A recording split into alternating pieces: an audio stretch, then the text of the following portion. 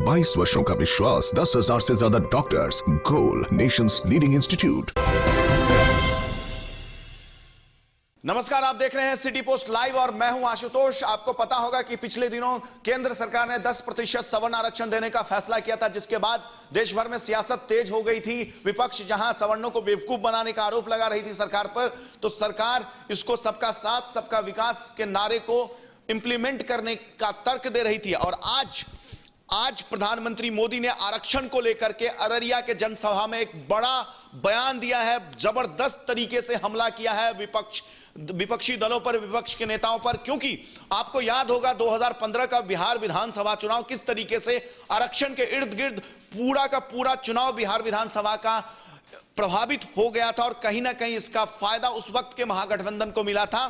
फिलहाल अब नीतीश कुमार उस महागठबंधन से अलग हो गए और एनडीए के हिस्से में हैं, एनडीए के साथ हैं। और आज इसी अररिया के मंच से प्रधानमंत्री मोदी ने विपक्ष के तमाम नेताओं पर आरोप लगाया है कि वो दलितों, शोषितों, पिछड़ों, वंचितों के हक को छीनकर अल्पसंख्यकों को वो हक देना चाहते हैं, उनमें उनका हक मारकर वो मुसलमानों को वो हक देना चाहते हैं। कहीं ना कहीं वो नाम नहीं लिया किसी समुदाय का, लेकिन उनका इशारा इसी के तरफ था कि विपक्षी दल अपने वोट बैंक और की राजनीति के लिए, तुष्टीकरण करने के लिए दलितों का हक छीनकर, ओबीसी का हक छीनकर अल्पसंख्यकों को देना चाहती है, तुष्टीकरण की राजनीति के लिए। देखिए प्रधानमंत्री मोदी ने किस तीखे लहजे में आरोप लगाया है, निशाना साधा है विपक्षी नेताओं पर। देखिए इस वीडियो में। झूठ की राजनीति करने वाले लोग बिहार में एक और अफवाह फैलाने में लगे हैं। ऐसे लोग कह रहे हैं कि सामान्य वर्ग के, गरीब के लिए जो 10% आरक्षण का प्रावधान किया गया है, उसके बाद आरक्षण की व्यवस्था ही खत्म कर दी जाएगी। मैं आप लोगों से आग्रह करूंगा, ऐसे झूठे लोगों से बचिए। ये झूठी रिकॉर्ड 20 साल से चला रहे हैं, 20 साल से, और पीढ़ी दर पीढ़ी चला रहे हैं। बाप भी चला रहा था, बेटा भी चला रहा है।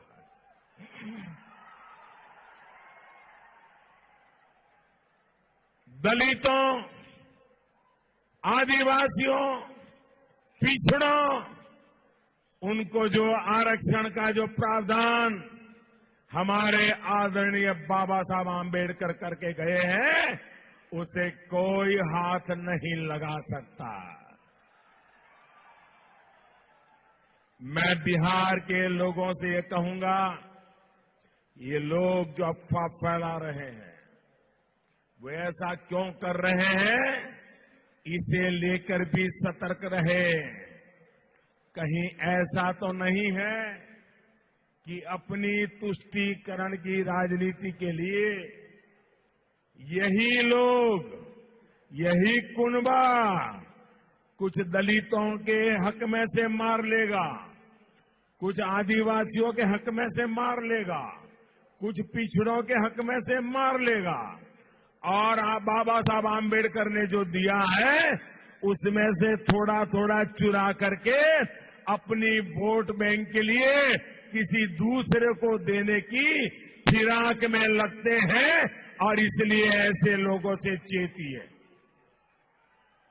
और ये लोग पहले भी ऐसी कोशिश कर चुके हैं, इसलिए मैं आपको आगाह कर रहा हूं।